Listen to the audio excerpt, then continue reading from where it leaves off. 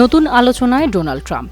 এবারে কোনো রাজনৈতিক কারণে নয়, নিজের নামে বিলাসবহুল নতুন পারফিউম বাজারে আনলেন ট্রাম্প। তিনি এই পারফিউমটির নাম দিয়েছেন ভিক্টোরি 4547।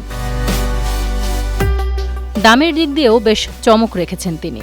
এই পারফিউমের এক একটি বোতলের মূল্য $250, যা বাংলাদেশি মুদ্রায় দাঁড়ায় প্রায় 30,000 টাকা। 1 জুলাই ট্রাম্প নিজের ট্রুথ সোশ্যাল অ্যাকাউন্ট থেকে দেয়া একটি পোস্টে এই পারফিউমের ঘোষণা দিয়েছেন। সেই সাথে তিনি লিখেছেন, নারী ও পুরুষ উভয়ের জন্য প্রযোজ্য এই পারফিউম শক্তি এবং সাফল্যের প্রতীক। এটি নিজে কিনুন, প্রিয়জনকেও উপহার দিন।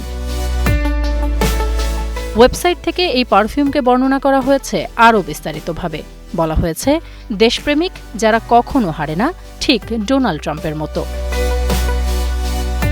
ধনকুবের ট্রাম্প বিশাল ব্যবসায়িক সাম্রাজ্যের জাল আরও বিস্তার করলেন। গলফ ক্লাব, ক্রিপ্টোকারেন্সি, ফ্যাশন পণ্য, কোনোটিই বাদ দেননি মার্কিন এই প্রেসিডেন্ট।